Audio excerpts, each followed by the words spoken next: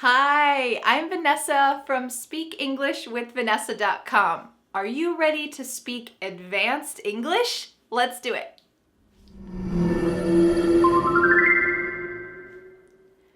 It's a fact. The more advanced English vocabulary you know, the more you'll be able to understand advanced, normal, natural English conversations. And that's what I'd like to help you with today. Today, you're going to learn 10 essential advanced English phrases. These aren't phrases for only business English, but you can use some in professional situations. These aren't phrases that are just slang. These are phrases that you will hear and you can use in everyday conversation. I use these phrases all the time, and I have a feeling that you will be able to use them all the time too. All of these phrases that you're about to learn were in my course, the 30-Day English Listening Challenge Pack 5 that came out on January 1st, 2021. Each daily lesson featured 3 new vocabulary words, so a total of 90 words over the 30 lessons. Make sure to check out the course up here.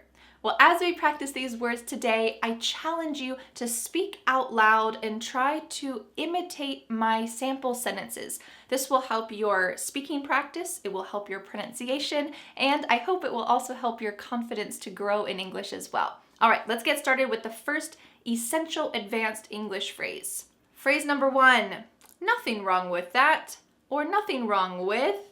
Let's imagine that you're in school and a bully says, "Where'd you get your hair cut?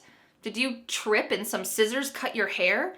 This is very rude, very mean, and so your friend might say to you, "Don't listen to those bullies. There is nothing wrong with your haircut." So this is a comforting or consoling way to help someone feel better. There's nothing wrong with your haircut. Don't listen to that rude person. Or you might say, there's nothing wrong with not following every fashion trend. Maybe you like a classic style of clothing, something that will be in fashion forever, so you don't follow yearly fashion trends. Well, you might say, yeah, there's nothing wrong with not following every fashion trend. I dress the way that I want to dress. Advanced phrase number 2 is a man of few words. You might say, my grandfather is a man of few words, so when he speaks, I give him my full attention. Can you imagine what this means? It means someone who doesn't speak much, but when they speak, they have a lot of importance in their words. Maybe they are a person of action instead of a person of words. Now, in this phrase, it says a man of few words, and let's be honest, it is often men who are this type of person, but of course we could use this for women as well. Let's take a look at this sentence. My boss is a man of few words, so when he gave me a compliment, I felt really proud. He doesn't say much, he is a man of few words, but he gave me a compliment. Wow. He said my presentation was really organized and helpful. This really was a high value to me. That meant a lot to me because he doesn't say much. So when he says things, it's so valuable. He is a man of few words. Essential phrase number 3 is the be-all and end-all. Take a look at this sentence and try to guess what you think it means. Some people think that money is the be-all and end-all. Or we could say, some people think that money is the be-all and end-all in life. What do you think this means? It means that this is the most absolutely important thing in life.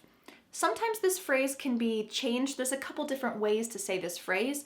We might say, money is the be-all and end-all. I don't exactly agree with that, but that's our sample statement here.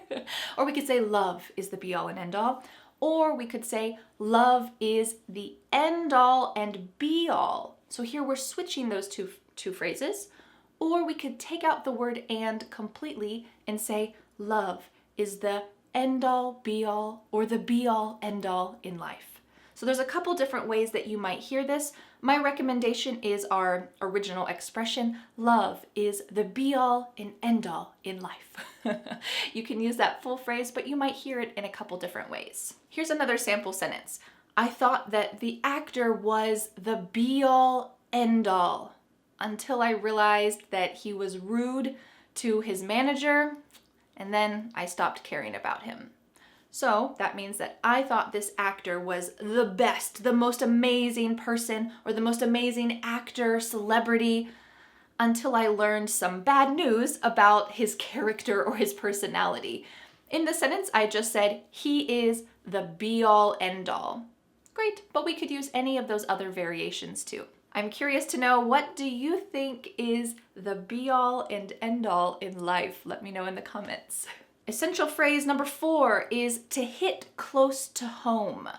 We're going to think about this in a figurative sense, and I'd like to explain how this phrase was used in the listening challenge course, and then you can get kind of a better picture for it. So in the listening challenge, we heard a clip from a speaker. Her name is Alicia, and she works in a fabric mill or in a fiber mill. This is a business that's close to my home, and I was talking with her, and this is where she works. She works with fiber or materials like wool every day. This is her business or her job.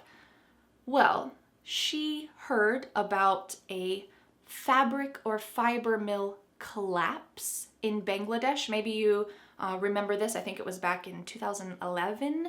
It's called the Rana Plaza factory collapse, a really tragic situation.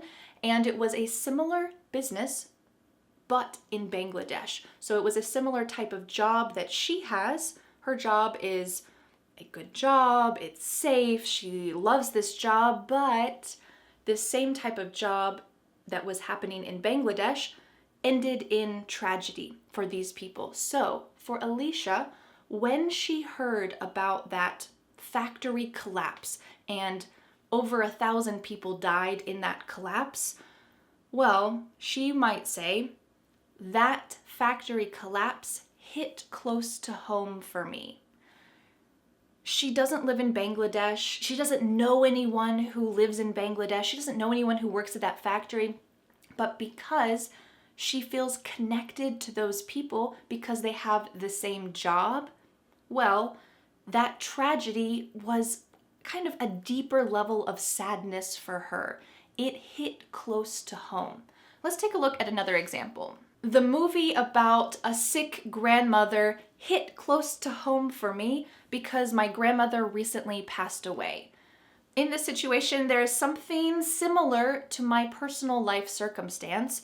A movie about a sick grandmother, well, maybe for other people it's sad, but it's just a movie. But for me, that was very personal. It was another level in me because of something that happened in my personal life.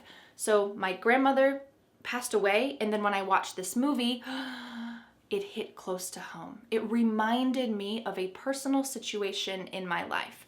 So you can use this if something happens that is not really connected to you, but is kind of a sad situation or a tragic situation, but you feel like, oh, that could have been me, or oh, that reminds me of a sad time in my life. There is a connection to you from this event that's not necessarily part of your life. It hits close to home. All right, let's go to our next expression. Expression number 5 is to last. We might say to last a long time, or that won't last. For example, we could say, you should eat some brownies now. They're so good, they won't last. This means that this dessert, these brownies, which are kind of like chocolate cake in a way, these brownies are so good that everyone is going to take them. And if you wait 5 minutes, there will be no brownies left. So we said they won't last. They are not going to endure. They're not going to remain. They won't last, so get them while you can. Or we could say, I didn't expect the snow to last, but it hasn't melted yet. For me, where I live in the south of the US, when it snows, usually within 2 or 3 days, the sun is too hot and all of the snow melts. So it's not common to have snow for 1 week at a time. This is just typical of the South and the US where I live. So we might say, I didn't expect the snow to last. I didn't expect the snow to remain or to endure, but it hasn't melted yet. It's been a week. This is pretty unusual. I didn't expect the snow to last. We could say this also about a relationship. I didn't expect their relationship to last, but they've been dating for 2 years now. Or we could say, I hope that our relationship will last. I hope it will endure or remain for a long time. I hope our relationship will last. I hope your passion for English will last a long time. Essential advanced expression number 6 is what goes on. There's a couple different ways that we can use this. We might use it in a question, what is going on here? Or we might use it in the past and say, what went on? Let me give you a couple examples. In the 30-day English listening challenge, the speaker, David, is a lawyer, and he explained that when you're a lawyer, there's some things that you can't see. There's some experiences that you are not allowed to be part of in the courtroom. In the US court situation, there is a jury. This is kind of a complicated system to explain here in a YouTube video, but it's like normal citizens. Maybe if you've watched some court dramas or court movies, you know about this. It's like 12 people usually who are normal citizens, like me. I'm not a lawyer, and they are kind of like the judges of the case. So if there is a crime, the judge and the jury are trying to figure out if the crime is true or not, what's happening. But a lawyer cannot listen to what the jury is saying. So the jury has some private conversations together, and the lawyer is not allowed to listen to that. It might affect the way that the lawyer talks or behaves. So in the listening challenge, David said this sentence: I want to see what goes on in the jury room, but lawyers aren't allowed in. So for him, he is very curious about what is happening or what goes on in the jury room. So here we can just exchange goes on for happening. What is happening in the jury room? What goes on? Let's take a look at another example. I asked my son, what is going on here, when I caught him playing instead of taking a nap. So we could exchange the word happening. What is happening here? When you're surprised about something, what's happening here? Or you could use this wonderful phrase and say, what's going on here? What's going on here? If we want to use this in the past tense, maybe you walk into your house and everything is a mess. You could use the present tense and say, what is going on here? Or we could use it in the past because something obviously happened in the past in your house to make it a mess. And you might say, oh no, what went on here? Something crazy must have happened. So this is a great phrase to be able to integrate into your daily conversations. Advanced expression number 7 is on either ends of the spectrum. There's a couple different ways that we can modify this expression. In fact, it's a great way to advance your vocabulary if you know kind of a core expression and then some modifications. You're able to use all of them even though you've pretty much just learned one expression. So we can say on both ends of the spectrum, on opposite ends of the spectrum, on the other end of the spectrum, or our original expression on either ends of the spectrum. So here the idea is that we have a scale. On one side, we have an item or an idea, and on the other side, it's the opposite. Let me give you a sample sentence. My husband's taste in movies is on the other side of the spectrum from mine. He likes sci-fi movies, and I like historical dramas. So sci-fi, science fiction, is the opposite of historical dramas, give or take. So here we're talking about the other side of the spectrum. Or we could use one of the other expressions and say, we are on either side of the spectrum. We are on opposite sides of the spectrum. Or we might say, my friend loves going to loud parties, but I'm on the opposite end of the spectrum because I like to stay home and read a good book. We have a scale here, loud parties and staying home and reading a book.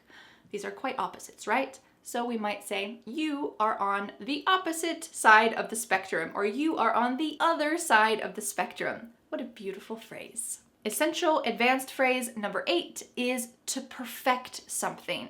Perfect something. Notice this pronunciation, perfect. The final part of this phrase is what we're going to emphasize. Perfect. Can you say that with me? Perfect. Perfect. Let me give you a sample sentence. My dad is always perfecting his apple pie recipe. That means he's always trying to make it better.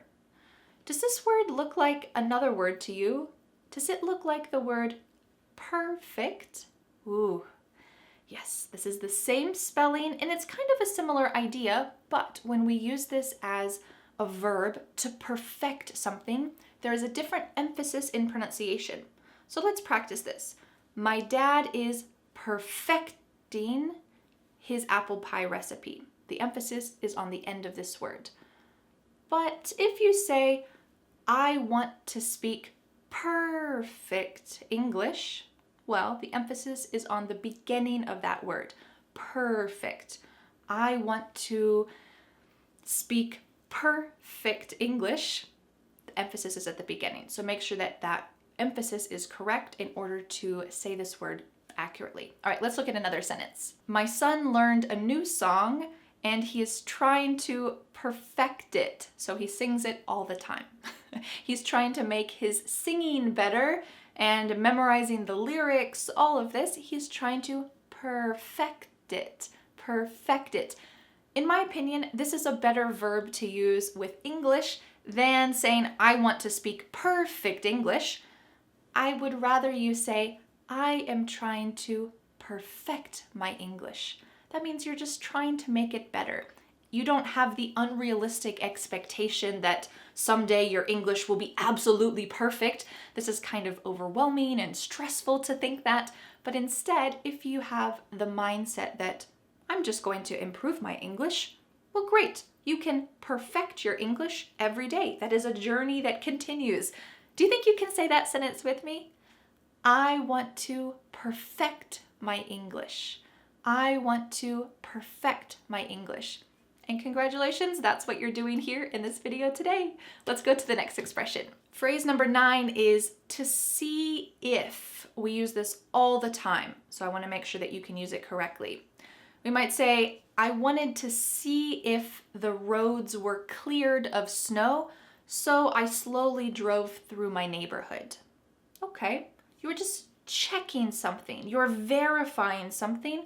I wanted to see if the roads were safe to drive on, if they were clear of snow. So I did a little tiny drive around my neighborhood. We can also use this to kind of investigate or ask a question. You might say, yeah, I wanted to see if you were interested in ordering pizza. I wanted to see if you wanted to order pizza. You're kind of asking, hey, do you want to order pizza?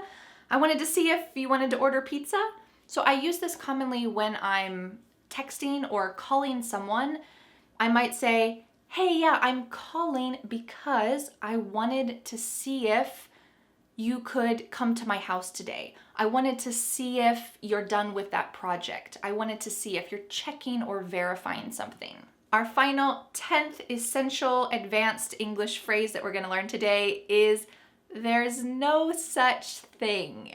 There's no such thing. The most common phrase with this is there's no such thing as a free lunch. This phrase is not only talking about free food, a free lunch. Instead, we use this expression in general to talk about if something is free, usually there's a hidden cost.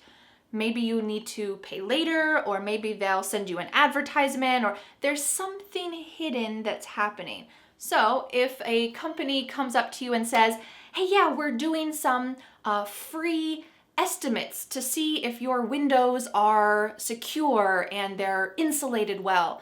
You might think, they're doing a free estimate, but there's no such thing as a free lunch, so probably I'll get a lot of phone calls from them asking if they can fix my windows. So really, it's not possible to have only something for free. Or we could say, I used to think that there's no such thing as a sea monster, but then I saw some pretty scary looking animals that live deep down in the ocean. There's no such thing as a sea monster. This doesn't exist, well, unless you've seen some of those very strange animals that live at the bottom of the ocean. Great work learning these 10 new phrases so that you can understand fast English and express yourself clearly. You need to expand your vocabulary, and that's what you did today. Great work. Would you like to continue learning essential advanced vocabulary like this and challenging your listening skills? Well, I recommend joining the 30-day English Listening Challenge Pack 5. Every day you will learn 3 new phrases and improve your listening skills so that you can hear and understand fast English. Join thousands of other English learners to see if you can build some language skills that will last a lifetime. To find out more about what goes on in this course, you can click on the link up here or in the description, and it is my pleasure to be your teacher. Well, now I have a question for you. What is something that you are trying to perfect? Let me know in the comments what you're trying to perfect, and I will look forward to reading your answers. Thank you so much for learning English with me, and I'll see you again next Friday for a new lesson here on my YouTube channel. Bye! The next step is to download my free ebook, 5 Steps to Becoming a Confident English Speaker. You'll learn what you need to do to speak confidently and fluently. Don't forget to subscribe to my YouTube channel for more free lessons. Thanks so much. Bye.